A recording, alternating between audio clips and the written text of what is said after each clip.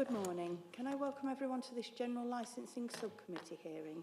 First item on the agenda is nomination of chair. Would I ask for nominations of chair, please?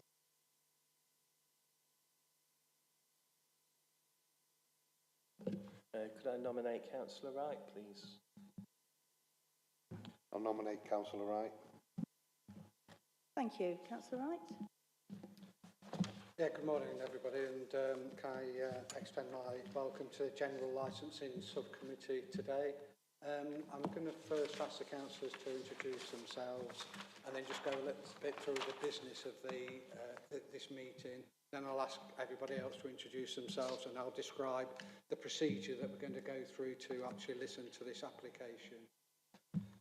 So can I... Yes, good morning everybody and welcome. I'm Councillor Martin Rawson, member of the Licensing Committee. I'm Councillor Alan Lindsay, Licensing Committee. Yeah, and I'm Councillor John Wright of the Licensing Committee as well. We've done the appointment of the chair. There's no apologies and there's no late items for the agenda. No apologies and no late items. I just need to ask the councillors any declarations of any interest in the business of this meeting, any pecuniary interest, or whether the group whip has been applied to any respect of the matters of this meeting. No declaration of interest, Chair. Nothing from me. And nothing from me either. So this is an application for a premises licences at 40 Arthur Street, Derby. I'd like to go through introductions. So we've had introductions from this side. Let's start with licensing officer. Good morning, my name's Zoe Mays, I'm Senior Licensing Officer. My name is Peter Wilson, I'm the licence application.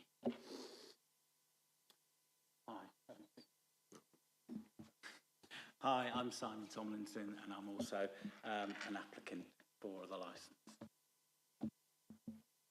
Hello, my name's Jane Temple. I live at 56 Arthur Street and I've put in a representation. I'm Derek Limer, former chairman of the Struts Park Residents Association. I'm Christine Palmer and I live at 20 Margaret Street. Hi, good morning everyone. My name's Jennifer Palmer and I also live at Margaret Street as well. And I'm Philip Cholton, I live on Margaret Street as well, and made representation.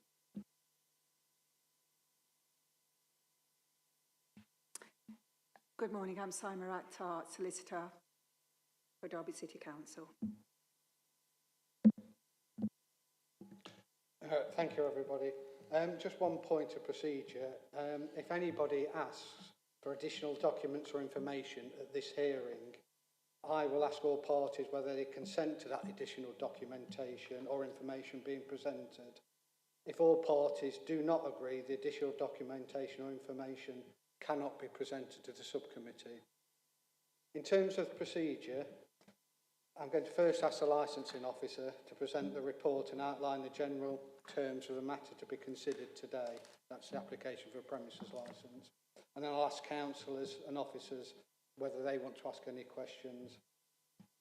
Secondly, once all the questions have been asked of the licence officer, I'll invite the responsible authorities, which is people like the police or anybody else that's got a legal right to make representations, if they've got any representations they want to make, and again afford councillors to ask questions. Thirdly, interested parties or their representatives who live in the vicinity will be asked to outline general items of their relevant representations, and then again we'll be invite councillors and officers of the council to ask questions. And finally, then I'll invite the applicants themselves or the representatives present the applications and respond to any relevant representations that have been made. And then at the time, I'll invite all the parties to sum up, starting basically going round the similar order that I've just outlined. And then we will retire and consider the application and make our decision. you. Yeah, so Zoe, could you? Thank you, Chair. An application for a premises licence was submitted to the licensing team for 40 Arthur Street, Derby, DE1 3EF, which was received on the 20th of June 2023. The proposed application applies for recorded music 8 until 9:30 p.m. daily and the sale by retail of alcohol on and off the premises from 10 in the morning till 10 in the evening. The proposed opening hours for the premises applied for are Monday to Sunday 8 until 10:30 in the evening daily. Full details of the application can be found in Appendix 1.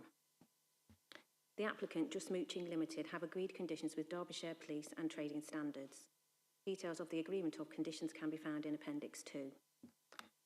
5 representations in total have been received from other persons and 1 from a responsible authority.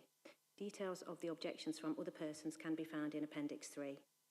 The options available today are to decide to either grant the application as per the application, modify the conditions of the licence, or reject the whole or part of the application. Thank you. Yep, thank you. Any questions from any of the councillors? No. No, anything from yourself? Right, okay, thank you very much. Can we move on to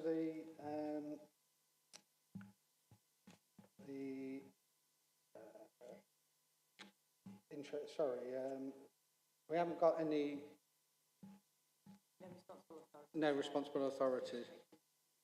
Yeah, okay, so moving on to interested parties.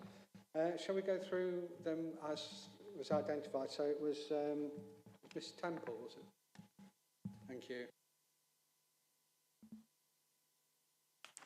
I live at 56 Arthur Street, which is it's about 50 metres from 40 Arthur Street, the application premises. In fact, if you look at Philip Charlton's representation, there's a map in there on page 15, and my house is marked on there. It's actually marked as number 54, so it's just at the top of that page, on page 15. So not far at all from the premises. It's a quiet residential area and consider myself very lucky to live there. I bought my house 24 years ago. At that time, 40 Arthur Street was the local corner shop. I'd like to start by saying that I welcome the reuse of the building. It stood empty for far too long.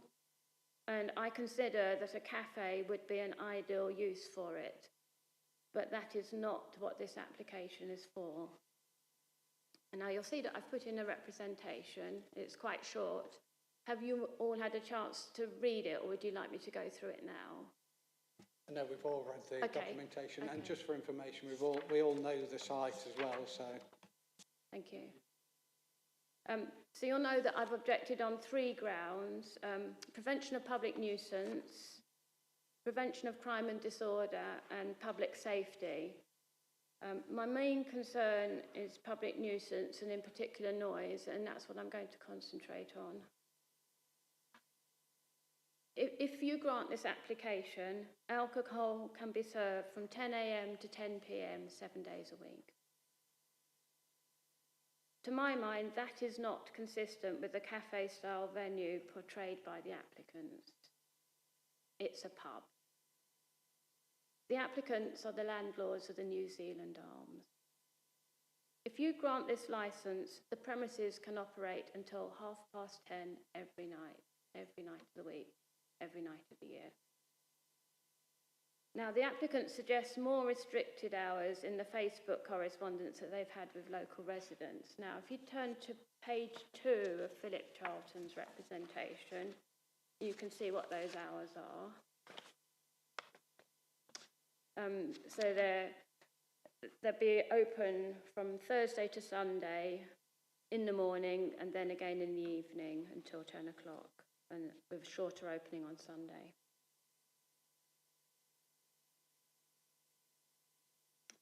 But then if you turn to page 6 of the application,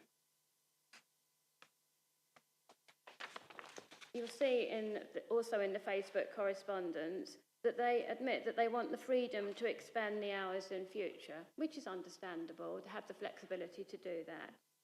So if you look at, so the question is asked at the top, why the hours that are stated in Facebook are not the hours, the opening hours on the licence. And the reply is, because we want the option of opening on other days as the business dictates. It's really not rocket science. I'm very concerned about noise disturbance from people leaving the premises, especially if they've consumed alcohol and the resultant loss of inhibition that often accompanies that. With the best will in the world, notices requesting that people leave quietly are not going to have an effect. There is no way that the applicants can control the behaviour of people as they leave the premises. To face this until 10:30 p.m. every night is unreasonable. I have the right to peaceful enjoyment of my home. Now, in 2008, there was a similar proposal, in this case to open a fish and chip shop at the premises, 40 Arthur Street. And that venture would have been open until only 10 o'clock on Monday to Friday. The opening hours here are 10:30. Admittedly, it would have been longer at weekends until 11 o'clock, but it was a later opening at 11 a.m.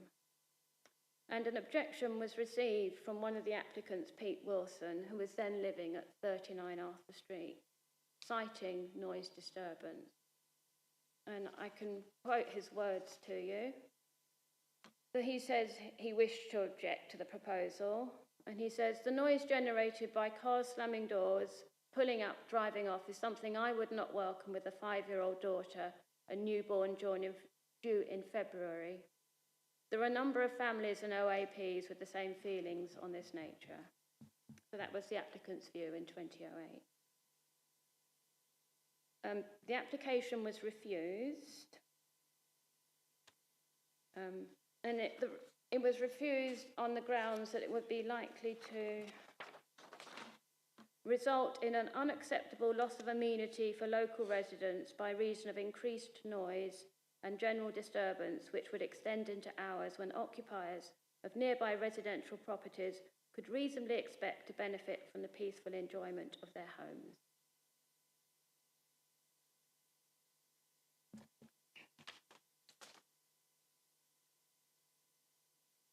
Now, I'd like to ask the members of the committee what's changed since then. It's a similar application that's being proposed this time, only the hours are longer, and this time an alcohol licence is added in. I'm disappointed that the applicants did not engage with residents prior to submitting the application. They have not offered to meet the Struts Park Residents Association as they claim. In fact, the email invitation from the Secretary to Struts Park Residents Association received no response.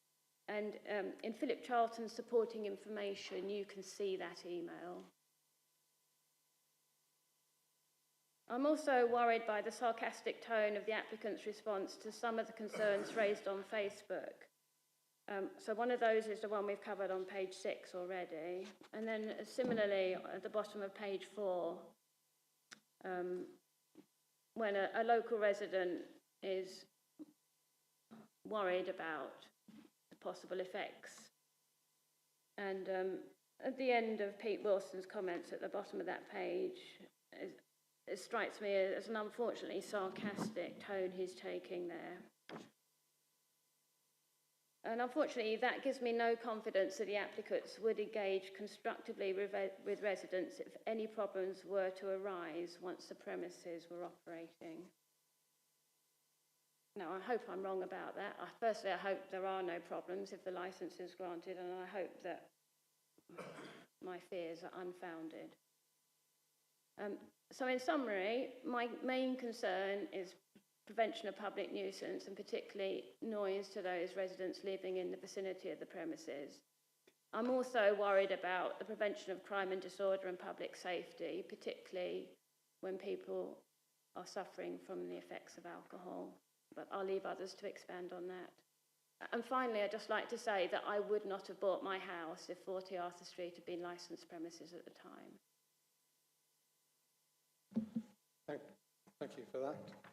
Can we move on? It's Mr Liner, isn't it? Good morning. I've lived at 48 Arthur Street, 4 doors up from the corner shop, for over 35 years. In that time, it's remained a quiet residential part of the Struts Park of the Struts Park conservation area, with residents continually maintaining and improving their homes to a high standard. In the last 35 years, the corner shop at number 40 has been rented out at least 5 or 6 times to different tenants who have run it as a general store news agent and with a licence to sell alcohol. All have closed in time because they can't compete with the lower prices available at the larger supermarkets. None of these previous businesses have applied for music licence, and it's a major concern amongst the local people that music and noise in the evening will disturb them. For many, our area is an oasis of peace and quiet.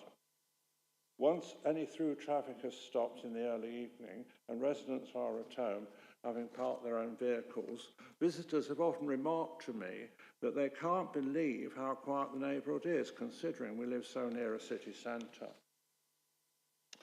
Number 40 is one of the 2 remaining Victorian corner shops in the area, with its original woodwork on both the Arthur Street and Margaret Street frontage, with living accommodation above. It has been empty for some time and is starting to look very sad and neglected.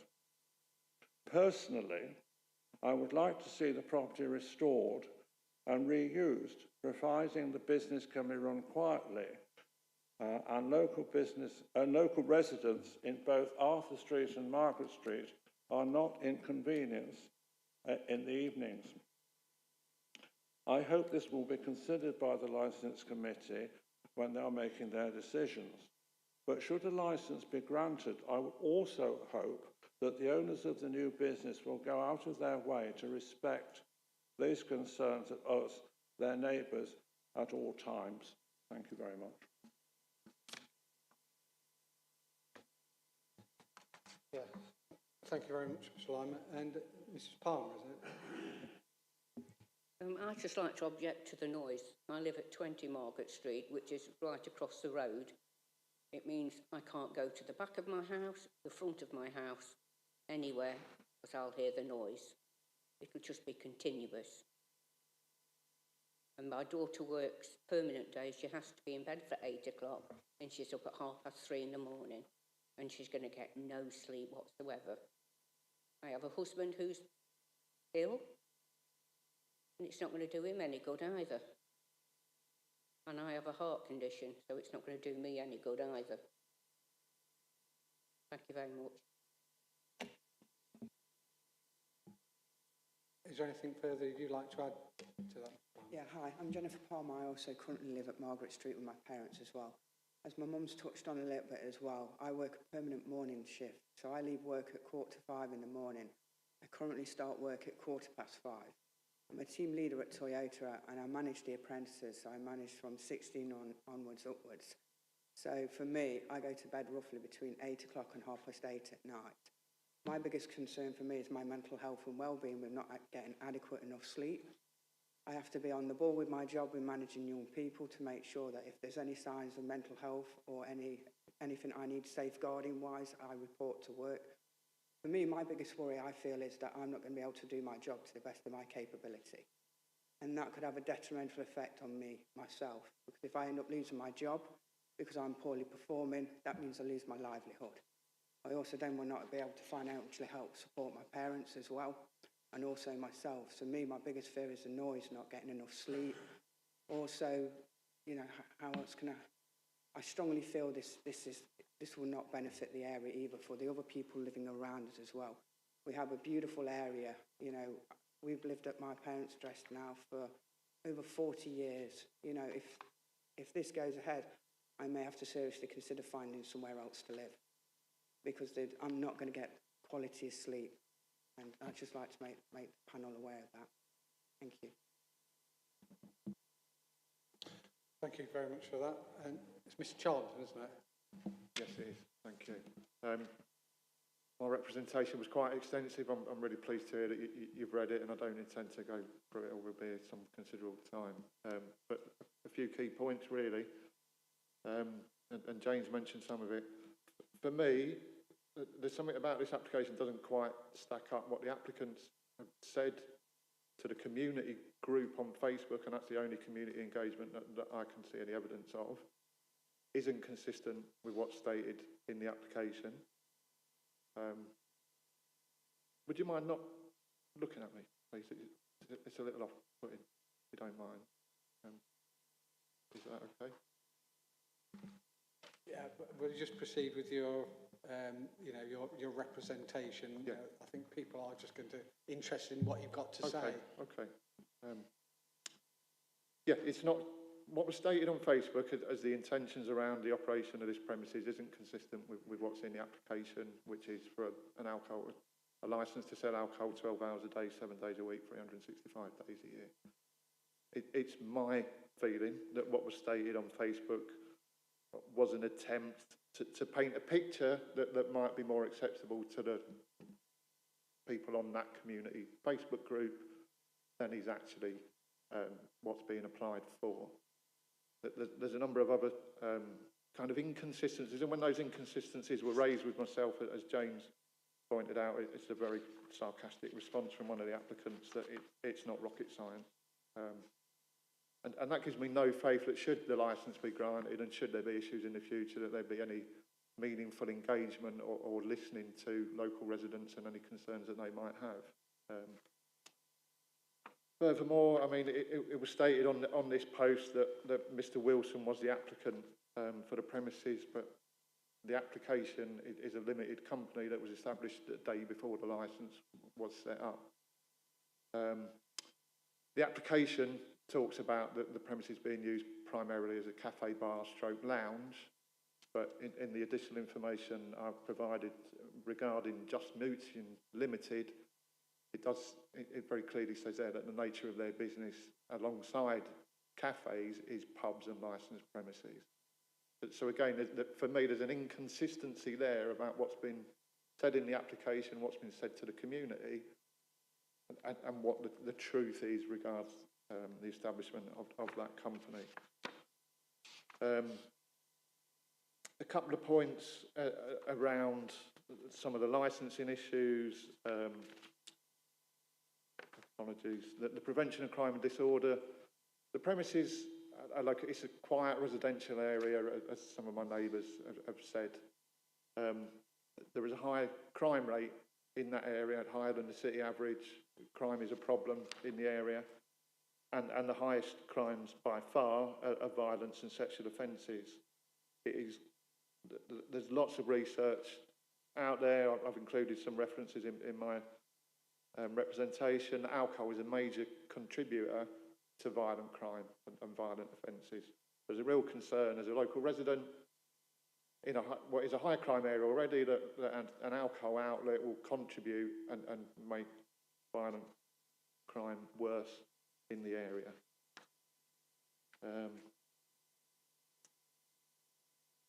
As others have said, I've got a family living 4 doors down from the licensed premises. My partner works in the National Health Service. She needs to go to bed early because she's up at 6 every morning to get to her job.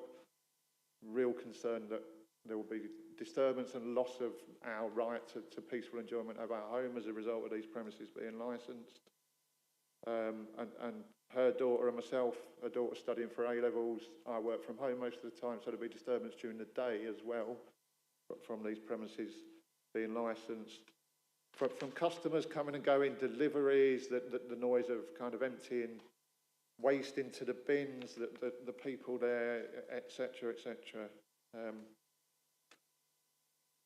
I think the only other point I'd really like to make is because of the crime and particularly alcohol-related crime and nuisance in the area, the council themselves have introduced a public space protection order which covers the area, and it's also an alcohol-free zone. So the licensing of an outlet to sell alcohol and off sales are part of the licensing application is deeply concerning and kind of contradictory to the council's position that there's a problem with alcohol-related nuisance in the area. I would respectfully ask that, or suggest that licensing a premise in that area to further sell alcohol both on and off site is going to contribute to a problem that the council are trying to address through other measures.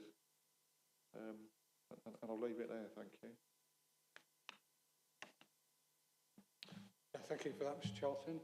There's now an opportunity for the councillors and legal representation to ask questions in relation to the representations that you've made. So, as Councillor Rawson, are there any questions that you... So, it's all been very clear, really put over by the residents and interested parties. Thank you.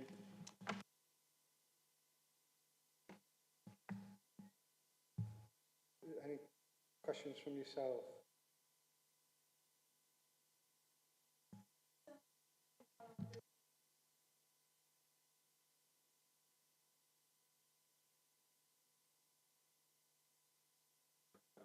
Could you just press your mic on? Yeah, it's been empty for quite a while now, and it is looking very shabby. And this has happened before. When I first moved into the area, the shop was shut, and as I've said in my report, a lot of these, it has opened and shut and opened and shut over the years, and because when it was a corner shop, people really couldn't. The supermarkets are much cheaper, of course, and people tend to go to those rather than the corner shops as they once did.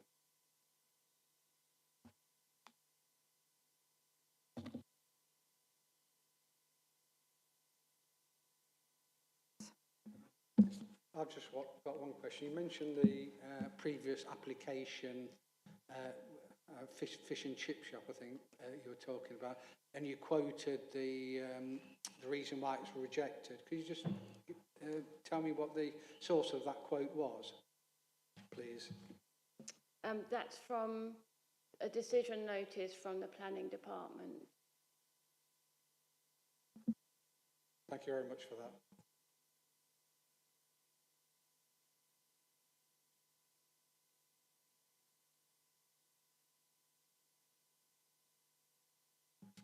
Right, applicants, licence holder, it's your opportunity now to talk about why you're making this application and potentially respond to any of the questions and queries that you've already heard spoken about. Okay, thank you, and thank you to you all.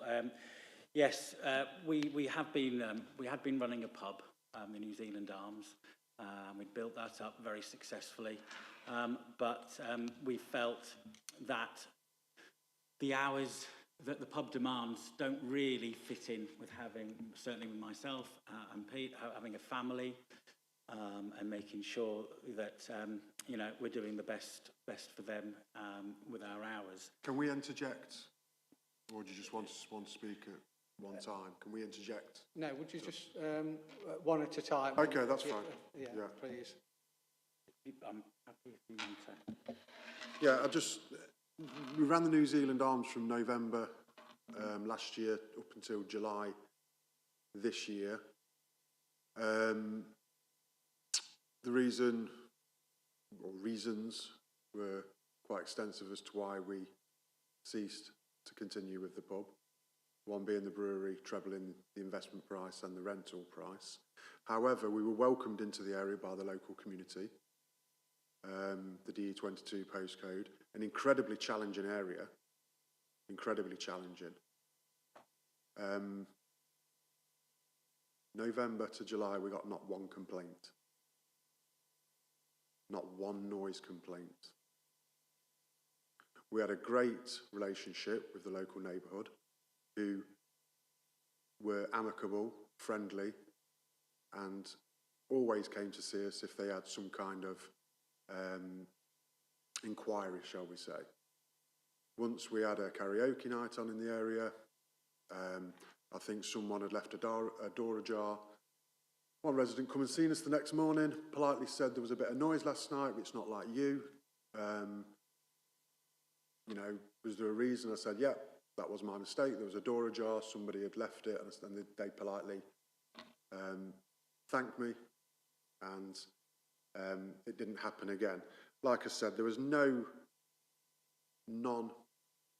once was there any need for the police to be called out. There was no local disturbances. There was not heightened crime. Nothing related to the pub. I heard during this, I can't remember if it was off, I apologise, that this was a pub in disguise. No, it's not. I know what a pub is. This is not a pub in disguise. It's a cafe that wants to be able to serve citizens with an alcoholic drink if that's what they require in a responsible manner. We've got to get away from this is a pub. We have to. It's not. It's a cafe. And in the evenings of Thursday, Friday, Saturday, my personal preference is to serve food with, again, the option of an alcoholic beverage. I enjoy cooking, I'm passionate about it, and it's something I want to explore more. If people can get out of the frame of mind, the alcohol licence, which I know sounds contradictory because that's why we're here today, but stop focusing around alcohol, because I'm a responsible landlord, I'll encourage responsible drinking, and there'll be a number of 0% alcohol beverages being offered. The road I would like to go down is more premium wines and premium lagers, which will discourage the drinkers which, without stereotyping, tend to go for the high alcohol volume, cheaper options, which won't be available. Discretion will be heightened. People inebriated will not be served, as they were not in the New Zealand. I do not believe that there will be an elevation of noise in the area, because it's my intention to be living in the area. As previously stated, I lived in the area for 20 years. The most noise I ever heard was when, at the weekends, people coming back from town, students mainly, but others, on the weekends, causing a little bit of noise because they were slightly inebriated. I can't remember any kind of major incident. I'm sure somebody may pull me up on that if it did happen. Regarding the music being played, that will be soundproofed and will be played at a very minimal level, just to create an atmosphere. As people leave the premises, we will be making sure that we are on the door, making sure that the noise, if there is any, would be minimal. Again, there was a shop there, from what I can remember, and I do remember hearing noise from the shop people going in, and I don't envisage any more noise than from a cafe, stroke lounge, stroke bar, not stroke pub. Let's get that clear. Not stroke pub. Okay. And we will endeavour that people leave quietly and safely in the area. Yeah. Thanks, Pete.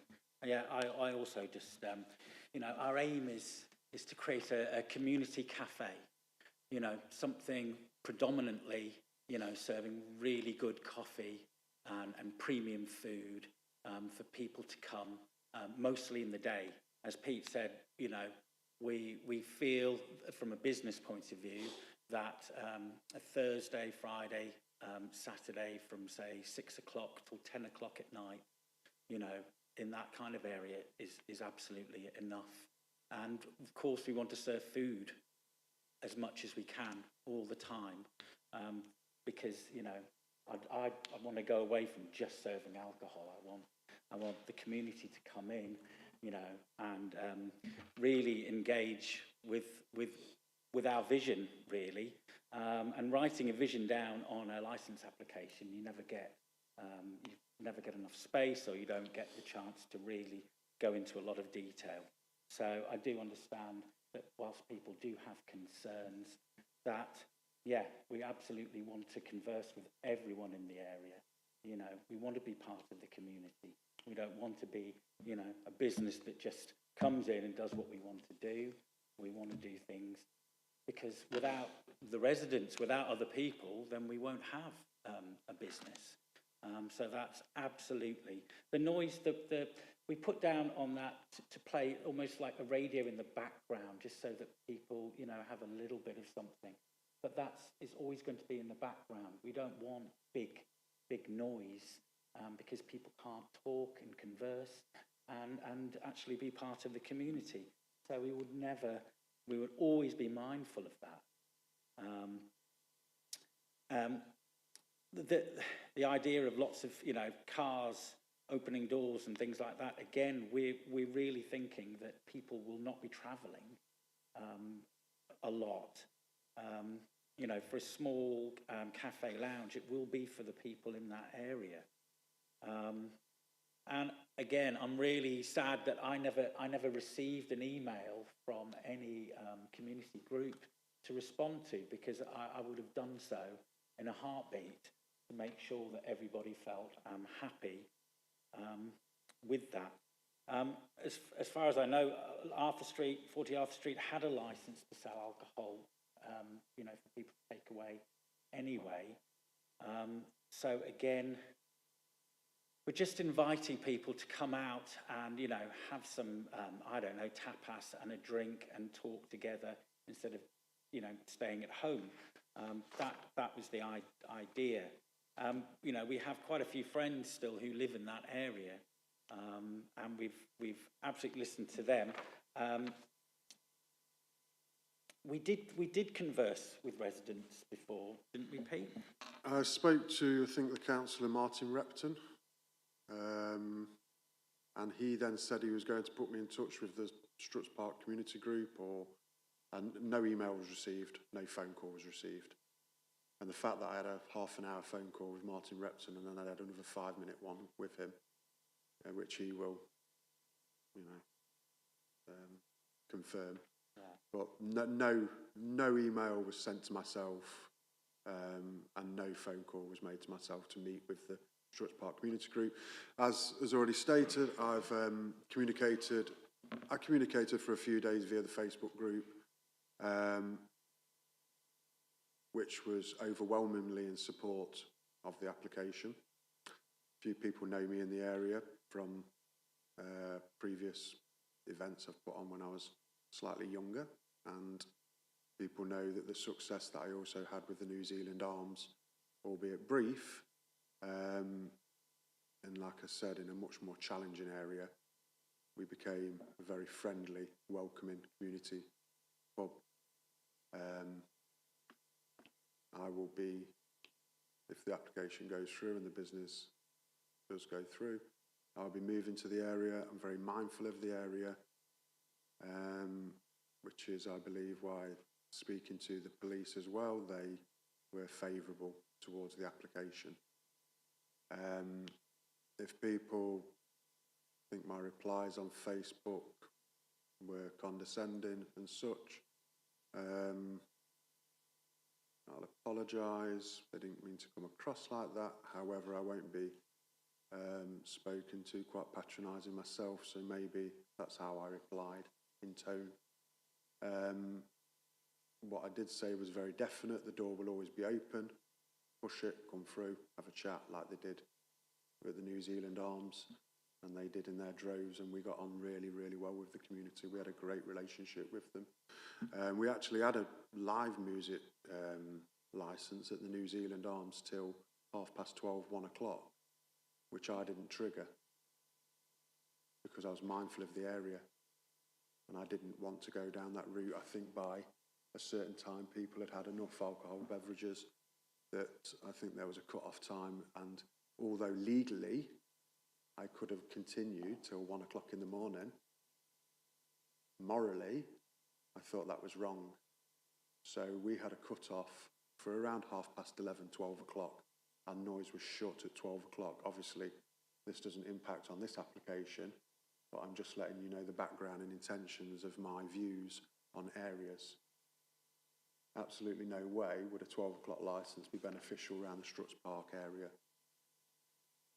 10 o'clock, I feel, is suitable. I also want to allay any fears of residents that I'll be serving any inebriated people. Cheap shots won't be an option. Cheap lager won't be an option. And it'll be aimed at much more desirable community like the Struts Park area is. So hopefully I've allayed a few fears there for you, but I must stress again for the final time, you must get out the mindset that this is a pub and it's alcohol-led. It's going to be food-led. It's going to be community-based led. And we'll take every opinion, whether it's negative or positive, on board, and we will listen to you. And we'll strive to be part of the community like we was in the New Zealand area, where they were very, very sad to see us go, as we was the hub of the community. Absolutely, you know, and, you know, taking into account, you know, your situation with the Palmers, you know, we would absolutely make sure that, you know, that we didn't disturb anyone, never mind, you know, your good selves with your jobs that you do and the situations that you find yourself in. Absolutely. Mr. Charlton, I'm sorry you thought that it was inconsistent. We were dissolving one company, setting up another company, and with the speed that the brewery moved in their rent increase, it just kind of spurred us on to really just set up a company. Before we'd been thinking about 40 Arthur Street for a long time and getting out and going there because, you know, that's where we want to be. We want to be, you know, personally, and I think speaking for Pete as well, you know, again, the alcohol is kind of in the background. It's there, but it's not the number one thing like a pub might be. You know, this is food, cafe, coffees, you know, caramel shots, and all those kinds of things. You know, that's what we want to, you know, do mostly in the day, finishing about 2:30, we said, didn't we, Pete? 2:30, 3 o'clock, and then having a break, and then, yeah, coming back just on 3 nights a week, but not on a Sunday. Sunday we would be shut by about 4:30 after doing some Sunday dinners. You know, in relation to the high crime rate that you mentioned, again, not arguing at all that alcohol makes people do some silly things, but again, that's not what we're about. The vision is, you know, a cafe that serves really quality, nice food, and people have a glass of wine with it. You know, and people might have a real ale with it, but they're not just going there to get drunk. That's not what we want at all. So, you know, again, a feeling if the community's out, then there aren't anyone around to try and, you know, cause crime, because people are out, you know, talking to each other, not being noisy, you know, but just going home afterwards. Again, the alcohol-free zone, in my mind, is for more off-sales, for more people actually getting alcohol and going out and sitting outside and consuming lots and lots and lots to drink. Otherwise, you know, how would they be consuming alcohol in outside in an alcohol-free situation? We've had many emails and comments of support, and that's been great, because whether you like it or not, you know, when people object, you do worry, are we doing the right thing? Are we, you know, making sure that everybody's catered for? And we will try our very best to do that. But we also want to open a business and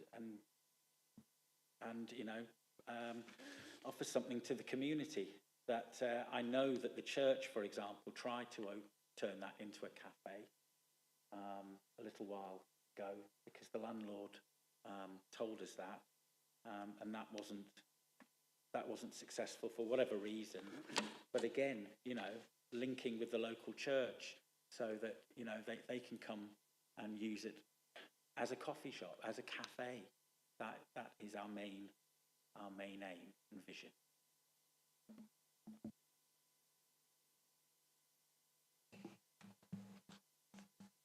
Does that conclude your submission?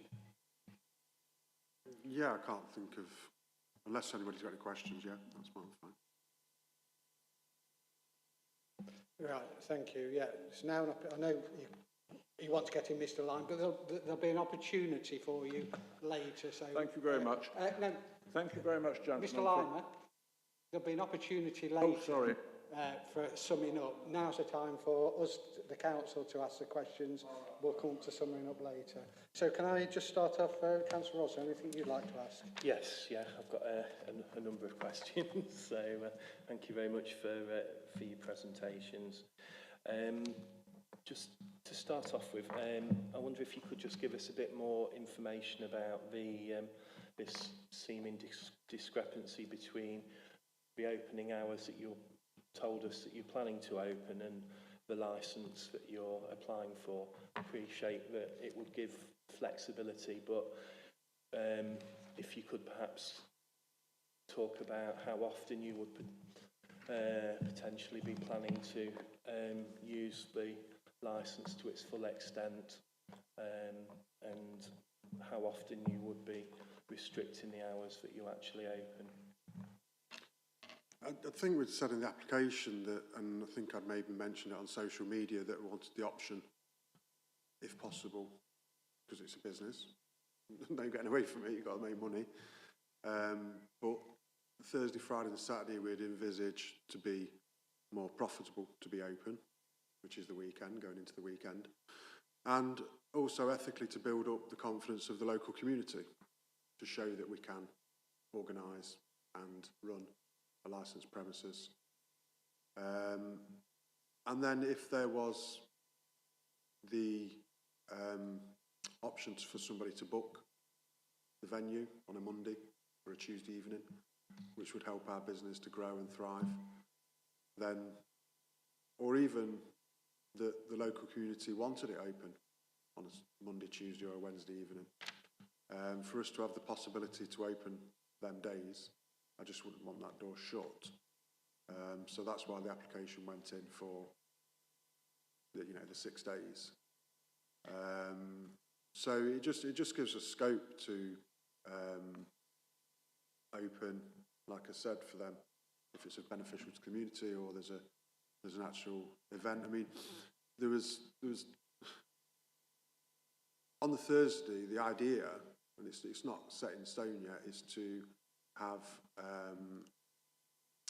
a curry night or a tapas night, and we have lots of ideas on food nights, and we're not going to be able to fit them in on just Thursdays. So if there was an option for a cheese and wine night on a Wednesday, then we've got the application in already, and we can avail ourselves to that without going through the red tape or the bureaucracy or the application for that.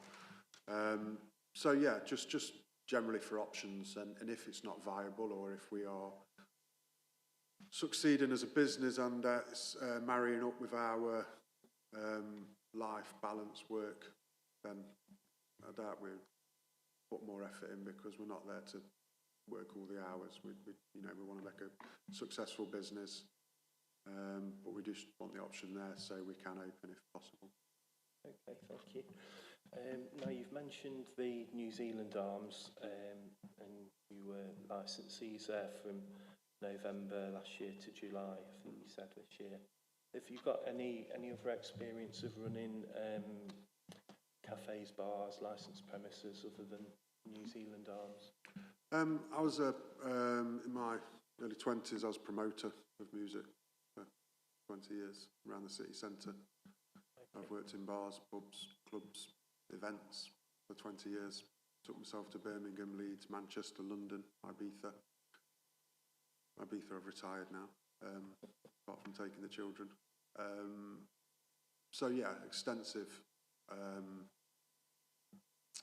career in promoting, marketing, understanding logistics of businesses, bars, cafes. And I've also approached a friend from school, who's been my friend for over 35 years. I'm not sure if any of the people present are aware of a cafe up Bredsall called Damson's. It's a converted post office. They would really be a template for what we're looking at, maybe a little bit more community-based for us because they're a destination venue with very limited parking. But yeah, Damson's of Bredsall, they have got a website if you want to have a look at it, and they also have the provision to sell alcohol, premium gins, wines and such. So I've been to visit my friend twice, see how the operations run, the kitchen and such. Thank you. Now, you've mentioned having someone on the door at closing time to control, mitigate some of the behaviour when customers come to leave. Have you thought about sort of how more widely you'd sort of manage that sort of closing time and ways in which you could minimise the noise and disturbance for residents? Yeah, I'm all on with prevention's better than the cure, but I envisage, and it's not, I don't take it lightly, but I don't envisage the clientele or people leaving to be inebriated of them of the city centre status. I'm loath to pigeonhole the venue, but it will be for people who are a bit more discerning, shall we say, who do enjoy a drink moderately. And there'll be a number of, like I've said already, a number of 0% options available.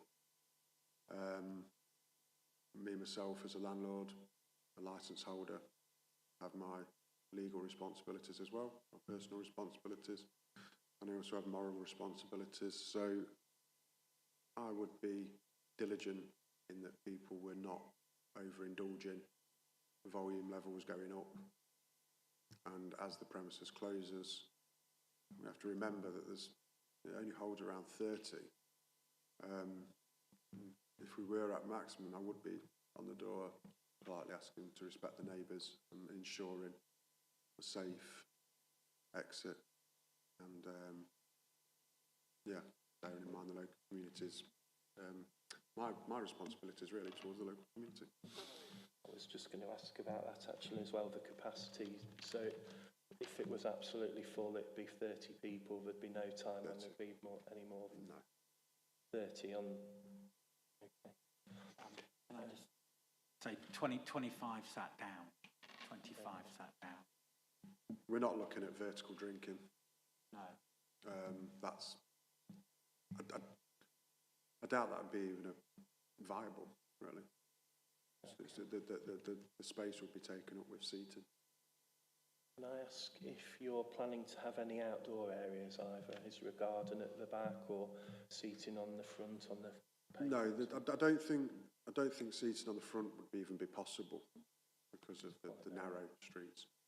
At the back, there's a possibility where it could be dug and you could have some decking out there and seating for around 8 to 10 maximum. It's limited, but that would be a token gesture, I think, and certainly I'd have to take noise consideration. And again, without contradicting myself, yes, prevention is better than the cure, but I don't envisage people coming in to create noise fueled by alcohol. I would want it to be more pleasant surroundings. The music as well, and the noise just pertaining to what you're saying. And Simon will know. And once you get a heightened atmosphere and music gets heightened, noise starts to raise. At the New Zealand, I was very conscious that the volume should be at a certain level, because it just encouraged people to act more inappropriately when the volume went up. So different areas, very different areas from the New Zealand, the New Zealand Stockbrook area to the Struts Park area. It wouldn't be in keeping to put the same plans in place. The music would be background to add to the atmosphere. It certainly wouldn't be of any note. You know, we're not a music venue. So no live music or... No, I mean, again, when I say no live music, I'll be open and honest, and I wouldn't rule it out in the summers. However, I do see the business growing organically with the local residents. And if that was an absolute no, because as already was stated, that when I objected to the fish and chip shop, my children were 6 and a few months. And I know that area well, and I've been around the area still. I still go walking, jogging around there. And there's people now, my daughter's 20 at university, and I see people that were my age, with children that age, and I still take them responsibilities strongly. But again, without steering off to the point, that if there was live music, it would have to be in agreement with the local resident.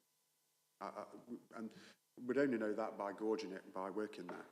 And if there was strong objections, or, you know, relatives' objections that were right, then no live music would go ahead. No.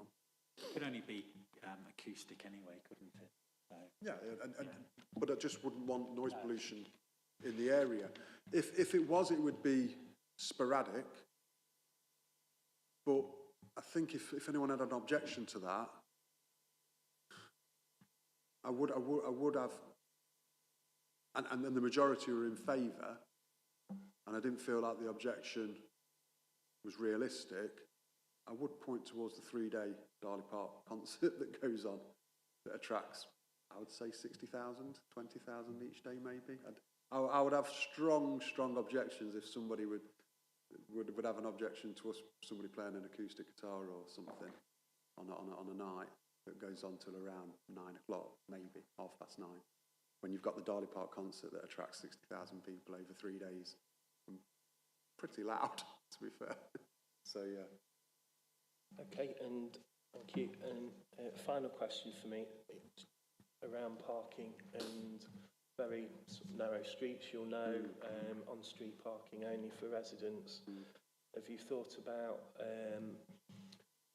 the likelihood of your potential clients coming by car, and what mitigation you might put in place or be able to do for Yeah, I mean, I'm not dismissing the traffic. I just don't see it with a capacity of 25, 30 being an issue. If there was a few extra cars, I mean, when I've driven to the area, I can always find a space on Margaret Street or Arthur Street, which is a public road at the end of the day, and Belper Road. There's also parking near the rowing club, which is, I don't think it's the rowing club, I think it's the council, which you can park down there. There's parking available for a couple of hours on North Parade, and there's always spaces there. I think it's 2 hours, no return within 1 hour. A lot of passing trade going into Darley Park. I noticed that over the years of living there. That seems to have increased since COVID and people making more use of parks and public parks. And yeah, it's a community-based project really, so I'd hope that the cars would already be there and people can avail themselves if they wanted to take a walk to the cafe stroke lounge. Yeah, and unless somebody tells me different, I'm not being dismissive, I just don't see parking or traffic being a huge problem for such a small place. like I said, I think a lot of it would be walk-ins, walk-bys, destination. We are it is a D1 postcode, so if people wanted to come and have a nosy, a drink, and then go back into town, I don't envisage them staying there all night like some people would a pub. I just don't see that. I see it as if you're coming to dine, you'd probably be there 2 hours. That's sufficient in that type of venue. It certainly wouldn't have a pub feel to it where you would be able to, you'd want to sit there all night. I just don't see that. Okay, thank you. I think that's all my questions. Thank you, Chair. Councillor Lindsay, any questions from yourself? Yes, sir. I've just got one question for you. On your application, you've actually stated you're going to be serving alcohol both on and off the premises. Why would you want to be selling it off premises if you've stated here you want a cafe, you want people to sit inside, you want people to enjoy themselves, but you're going to be selling them alcohol to go out with, and that's where your trouble might arise? Yeah, again, without stereotyping, I think we know the kind of alcohol that's consumed in public areas. I think they've recently raised the price of strong ciders and such, which wouldn't be an avenue we're going down. It would be premium lagers, premium wines. I wouldn't want the local residents, if they couldn't, for whatever reason, be able to come to our venue, have the option to buy some premium lager and fine wine for their own homes. That's just an option to give the local residents, really. It's a bit different from the shop down the road, which is also selling alcohol. I'm not sure what number that is. That's on the edge of North Street. They sell alcohol as well. We're just wanting to give people that option, that maybe we'd serve a different kind of alcohol, which would be more premium, to enjoy in their own homes, not to drink in the local area on the streets. Don't see that. No, it'd just be the same option as what's down the road, really. Any more questions? No. Any questions from yourself? No. Sorry, was that no? No. Yeah. And there's no questions from myself. So what we'll move into now is an opportunity. Just hang on, Mr. Lime, a minute. I'll just come to this. Now we're moving an opportunity to sum up the various submissions. So I'll start with licensing authority. Anything you want to say in summation? Thank you, Chair. The only thing I've really got to say is the options that are available today are to decide to either grant the application as per the application, modify the conditions of a licence, or reject the whole or part of the application. That's everything from me. Thank you. Thank you. Right, now interested parties. We've heard in main your evidence. This is now an opportunity just to sum up. So we'll start as we'll go in the same order as we heard the evidence in Maine. So Mr. Temple. May I comment on what I've heard from the applicants as well as summing up? Yes, I mean, obviously we want to make sure we give everybody an equal opportunity, so if you could keep it concise, thank you. So they've explained that the response they've had has been overwhelmingly response positive. I presume that's just been on Facebook. But I'd like to make the point that I notice all the people objecting here live in close to the premises. And I'm not on Facebook, so I haven't been a party to that correspondence. But the Struts Park group covers a much wider area.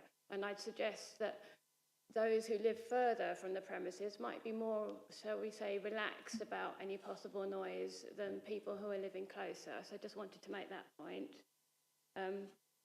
And the applicants have quite rightly said they won't serve inebriated people, and they're quite right that they shouldn't be doing that, and I assume they won't. people don't actually need to be drunk to end up making a noise. They don't even need to have drunk alcohol, but even a little bit of alcohol tends to make people lose their inhibitions and be, without realising, be noisier than they would be otherwise. There was an implication from the applicants that their licence just ran from Monday to Saturday, and I've checked the application, it's 7 days a week. So I accept at the moment they want more limited hours, but they do have the option to have full hours on a Sunday if they were so minded. In relation to their experience at the New Zealand Arms, I'd just like to point out that was an existing pub. To my knowledge, this venue has never been a pub. It's always been a corner shop. And I think that makes a difference, so that people living where we do don't expect to be disturbed as in the same way that people who have always lived in the area of a pub do. And I think that potentially will create problems.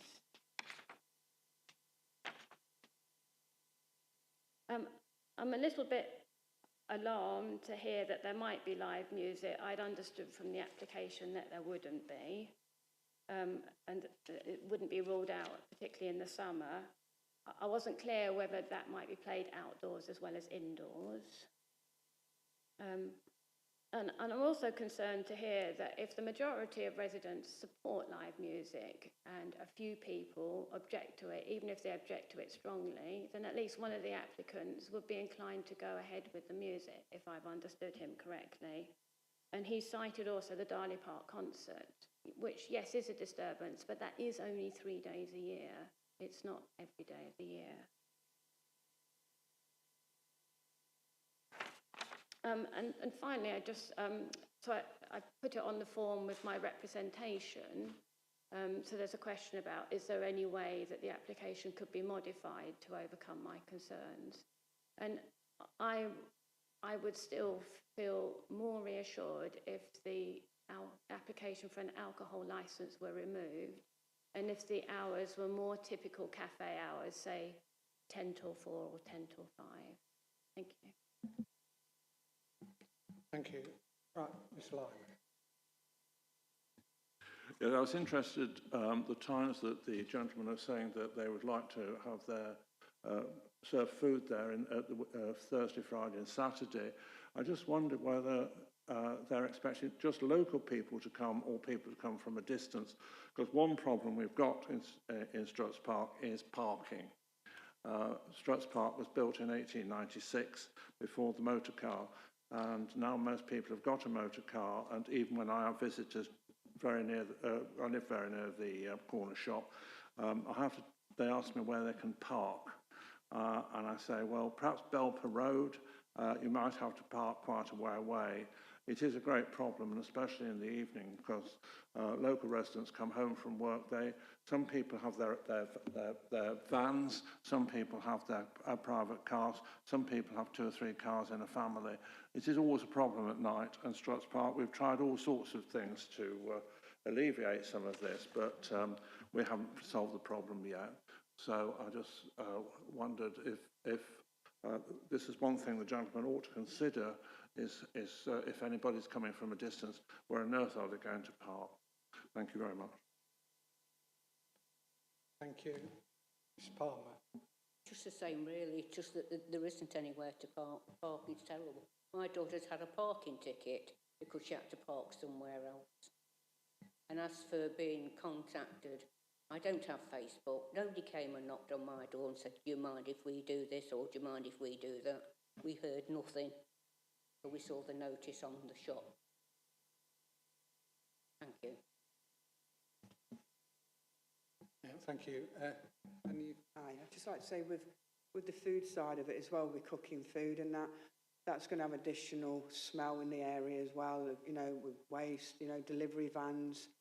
You know, the streets and the parking around there are really tight. I struggle myself to find somewhere to park.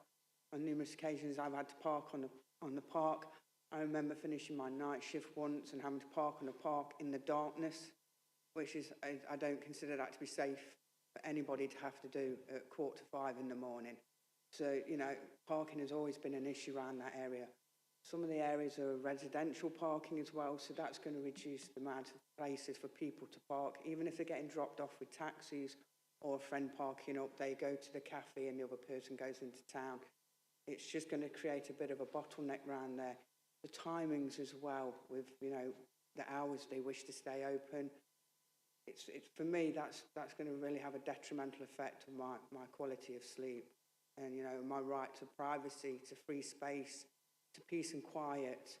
So I just want to highlight that, you know, if they're saying that it is going to be a community area, for me, I don't think it's something that would benefit the community that way. There's a corner shop that people can go and get alcohol from if they want to. There's a local pub round the corner that they can go to. We already have these facilities in place. You know, they have the parking and the room to accommodate these people. And again, like I said, with the concert, we know when that's coming. So we know the set days that the council give us for that as well. This venue, if it gets live music, you know, which is something that they said they are opening to consider further down the line, where does that live, the residents that live in that area? That live music is going to attract more people to that area. And that is going to be a constant and consistent thing that will be continuing to go off. And like I say, with the cost of living as well, I see more people staying in now than they want to go out because they cannot afford to go. I myself cannot afford to go out. So for me, it's, you know, I'm saving every penny as much as I possibly can because of the increase in things, materials, bills. So for me, I see cost of living will have a big impact on it as well. Thank you. Thank you. Yeah, Mr. Charlton. Thank you. Unfortunately, nothing I've heard has changed my impression that we've been sold something that seems a little more acceptable or is presented as being perhaps more acceptable to the community than what is actually being applied for. And I've just consistently heard inconsistencies in what we've been told. Much discussion about the New Zealand Arms. I'm not really sure how that's relevant, and you know, some experience of running an existing licensed premise for 8 or 9 months, whatever it is. I think one of the applicants said there'd been no complaints and then proceeded to tell us about a noise complaint about a karaoke incident. We've been told that there's been no contact from the Struts Park Residents Association, but I've provided evidence to you that the Struts Park Residents Association have reached out a number of times to the applicants and not had any responses.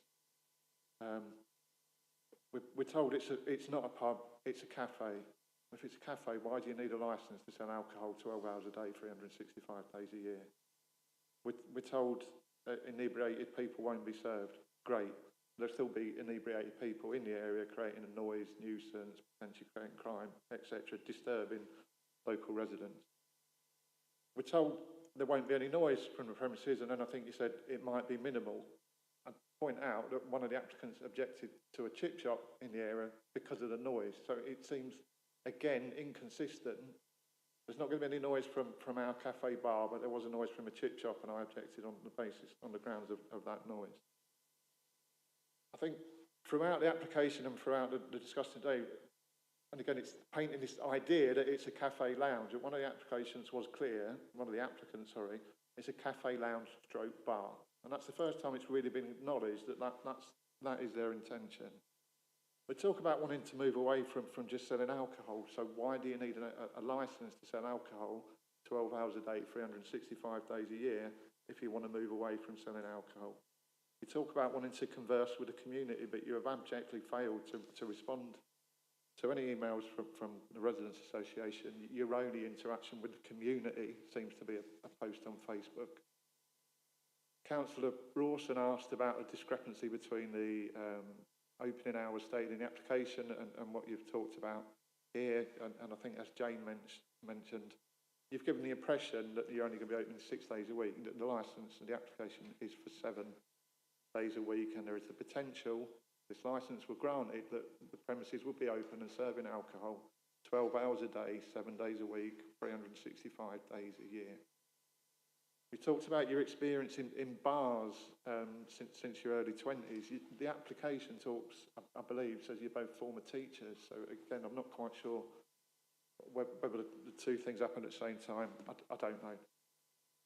You've talked about being on the door, asking people to be quiet at leaving time. That's still a noise nuisance for those of us living in and around that area. Having someone out on the street saying, "Can you be quiet?"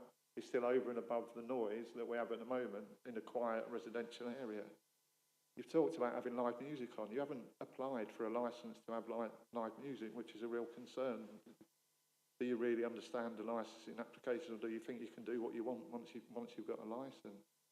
Similar with the outdoor seating, there's police conditions to the licence about keeping external doors and windows closed to avoid the noise nuisance. Well, if you're now talking about having tables outside, that's going to increase the noise nuisance, isn't it? And potentially contradict the licensing application.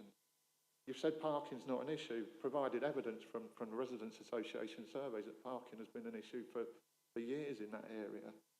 And I'm not quite sure if I understood properly, but you seem to be saying if residents couldn't get parked near their own home, we could go and park down by the rowing club. And Councillor Lindsay asked the question of discrepancy around on and off sales in your application and what you've said here. It's my opinion, you're saying whatever you can in order to try and get a licence, and the reality will be different, and the application, you know, as presented in the paperwork is different to what you're telling us it will be. Thank you. Thank you, Mr. Charlton. It's now an opportunity for applicants to sum up. Yeah, some misinterpreted statements there. Never once said there wasn't a problem with parking in the area. It was when I was living there for 20 years.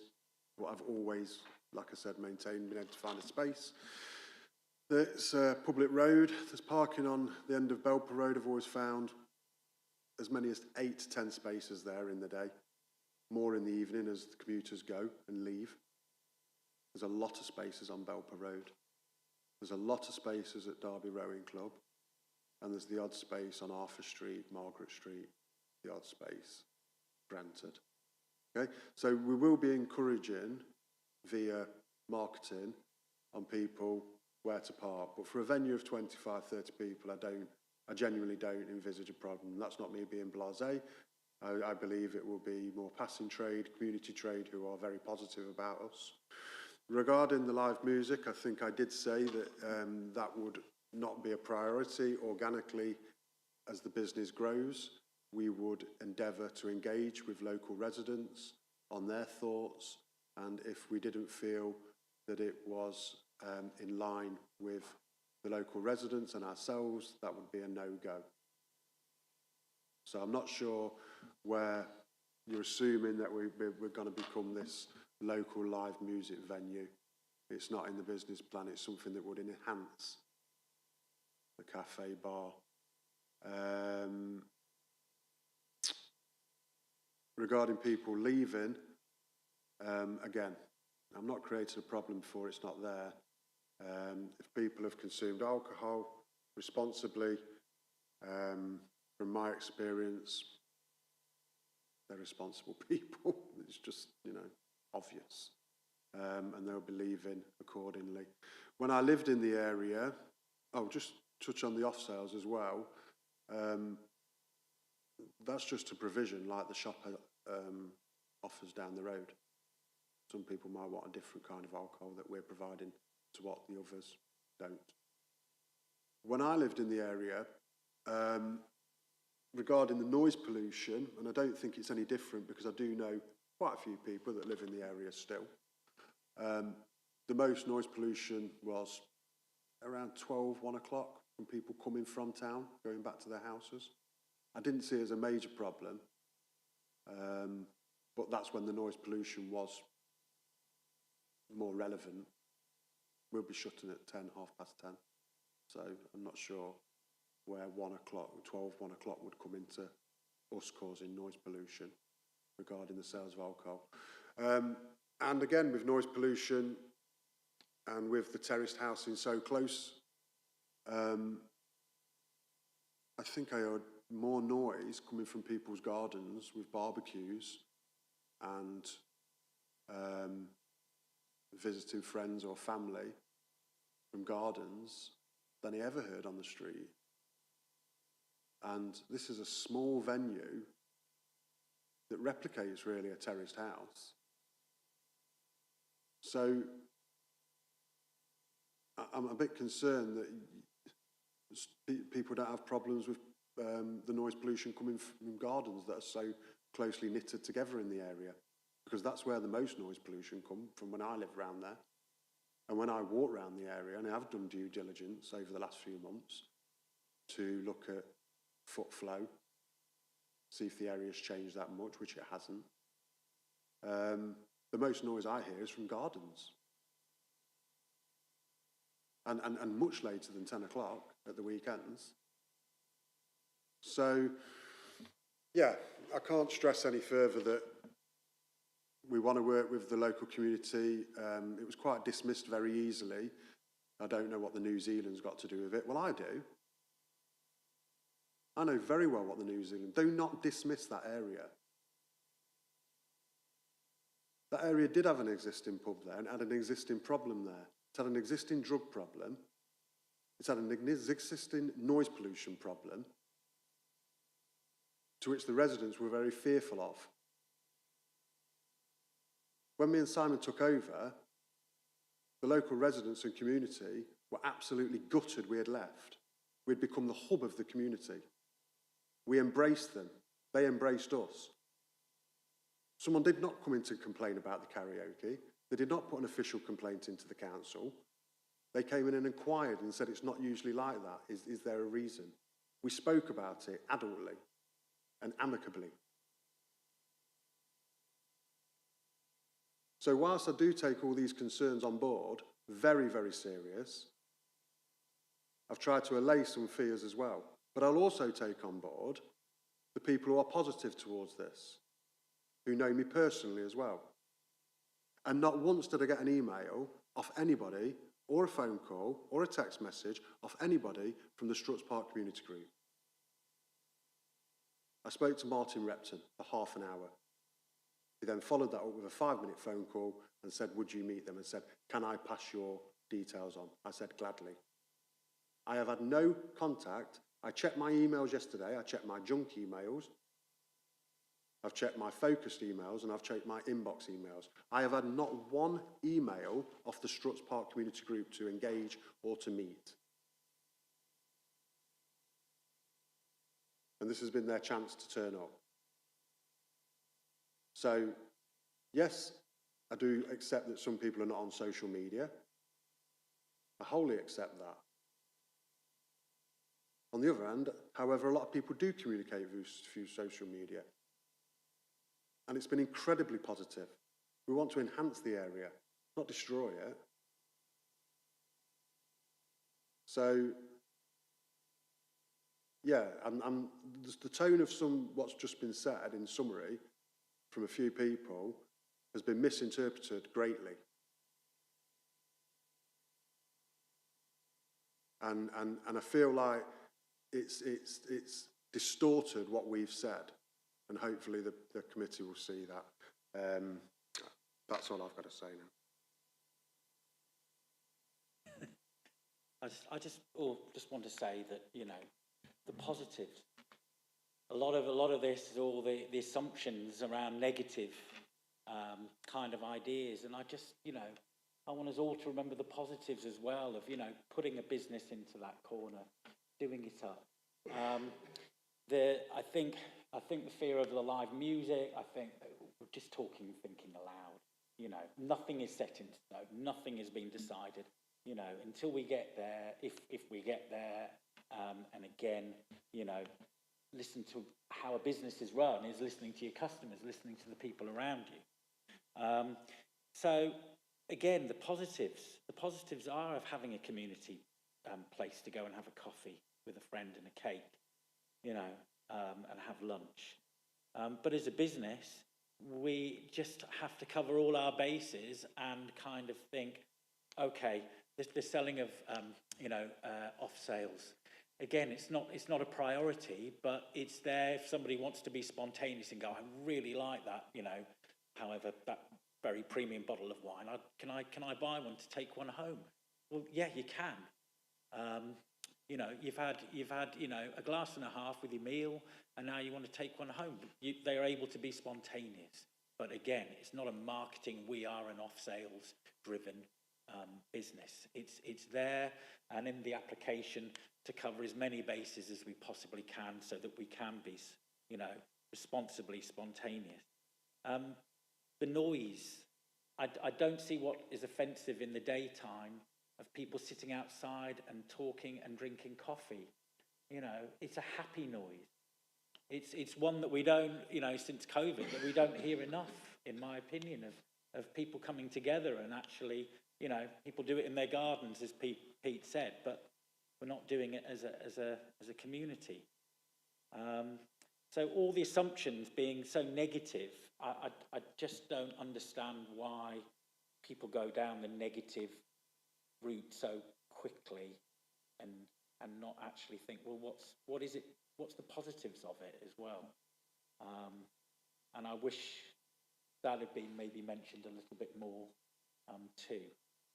So yeah, that's just wanted to add the positivity to the conversation.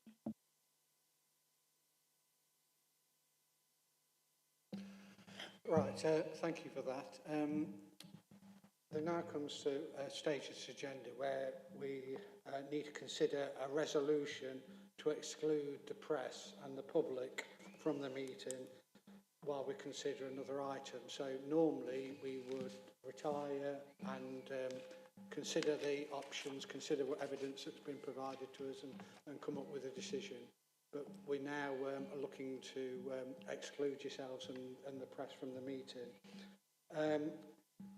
That consideration is under section 100A, section 4 of the Local Government Act 1972, the public and press be excluded from the meeting during the discussion of an item of business for our group from a representation from a responsible authority is likely to involve disclosure of exempt information as defined under relevant paragraphs of Schedule 12A of the Act, and that the public interest in maintaining the exclusion is outweighed by the public interest in disclosing the information. So can I just ask you whether we're going to allow this exemption and exclude the press and public from the next stage of the meeting? Yeah. Right, so we're now going to move into private section of this meeting. And Jane, how will members of the public get to know the result of the hearing? When you've made your decision, legal representative will type up a decision notice and the decision will be emailed out to everybody. Right, okay, thank you.